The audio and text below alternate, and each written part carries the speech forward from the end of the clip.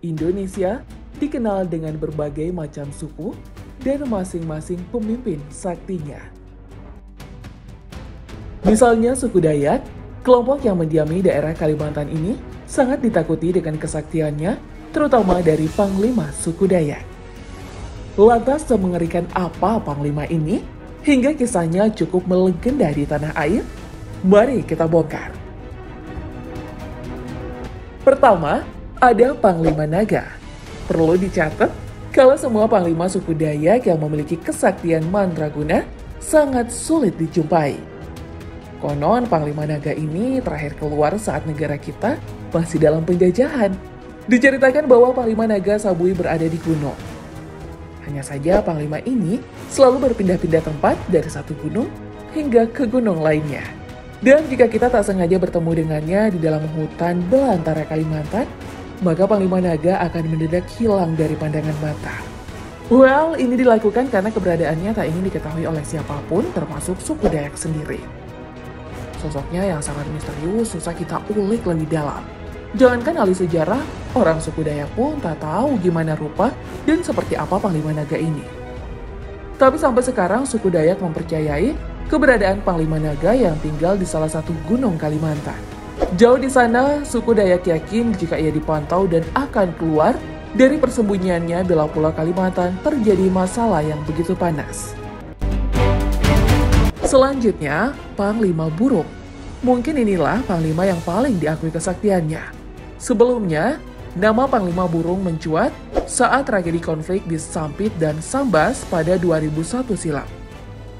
Pertumpahan darah antara suku Dayak dan Madura memanglah menjadi sejarah kelam di kota Sampit. Saat perang itu memanas, diyakini Panglima Burunglah yang menyatukan suku Dayak se-Kalimantan dan memberinya kekuatan. Panglima Burung adalah sosok gaib legendaris yang dipercaya sebagai pelindung suku Dayak yang tinggal di pedalaman Gunung Kalimantan. Dikisahkan kalau Panglima Burung adalah jelmaan burung enggang, burung yang paling dihormati di bumi Borneo. Kesaktian yang dimiliki Panglima Burung sangat mengerikan. Jadi ketika melawan para musuh, senjata mendaunya bisa terbang sendiri menebas tubuh lawan dan tak bisa dihentikan sama sekali. Lah, bagaimana mau dihentikan kalau madanya aja terbang tanpa dipegang? Jatuhnya pasti horor dan membuat bulu kuduk merinding. Lalu kita lanjut ke Panglima Api. Sama dengan Panglima lainnya, Panglima Api juga tak pernah muncul tapi akan keluar jika suku Dayak terdesak dan dipukul mundur oleh lawannya. Kehadirannya akan menambah energi pada suku Dayak melalui roh Kamang Tariu. Menurut cerita, Panglima Api berasal dari suku Dayak Iban. Kesaktiannya sendiri sesuai julukannya yaitu api. Dengan jelatannya, Panglima Api dapat membuat semua pasukan musuh terbakar hingga tewas mengenaskan. Ngerinya lagi, Panglima Api bisa mengeluarkan hembusan api, akan memakan korban dengan jumlah yang besar.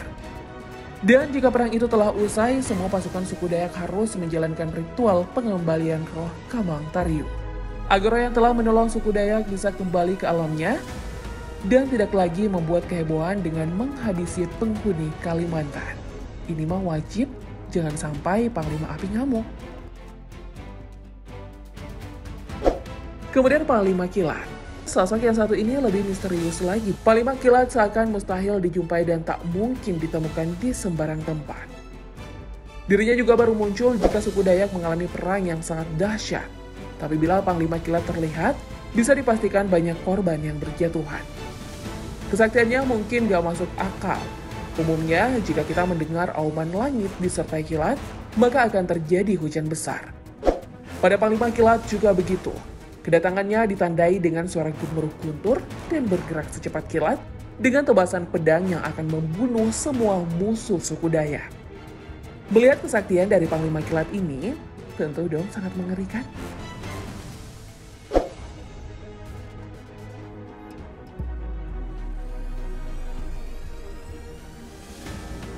Tapi ada lagi nih, Panglima Sumpit. Sesuai julukannya, senjata sumpit merupakan kesaktian dari Panglima ini. Dan katanya, dengan perintah dari Panglima Sumpit, senjata suku Dayak ini dapat terbang sendirinya dan membunuh lawan dengan begitu cepat. Sumpit ini kerap dipakai suku Dayak. Dengan sekali tiupan, maka istilah membunuh tanpa diketahui langsung terjadi. Bisa dibilang senjata ini membunuh diam-diam dan paling ditakuti oleh semua suku di tanah air. Hanya saja kemunculan Panglima Sumpit menyerupai Panglima sebelumnya. Lokasi bernaungnya pun tak ada yang tahu di mana dan kemana Panglima Sumpit berada. Next, ada Panglima Kumbang. Dari cerita suku Dayak, Panglima Kumbang memiliki karakter yang paling berbeda dengan semua panglima di tanah Borneo. Ia sangat cinta damai dan selalu sabar dalam menghadapi berbagai masalah hingga dalam berperang pun. Panglima Kumbang tak mau ada korban yang berjatuhan. Tapi jika hal damainya tak dicapai, baru ia akan mengeluarkan kesaktiannya.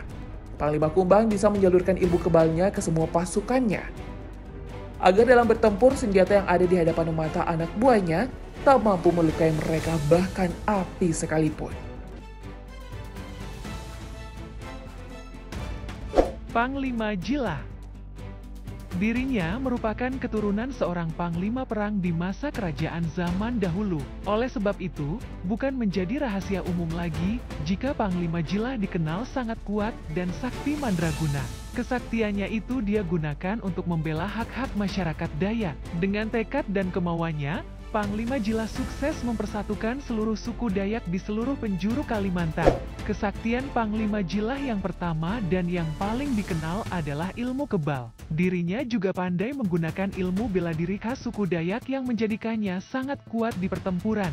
Ditambah lagi, sekujur tubuh Panglima Jila dipenuhi dengan tato yang membuat aura sakti dan kuatnya semakin terlihat jelas. Berkomunikasi dengan alam, dekat dengan roh alam dan arwah. Terakhir, Panglima Jila diyakini memiliki kedekatan khusus dengan roh alam dan arwah nenek moyang. Dalam hal ini, dipercaya jika Panglima Jila dapat melakukan mediasi antara alam dan manusia. Dirinya juga dapat menjaga keseimbangan yang penting bagi kehidupan suku Dayak.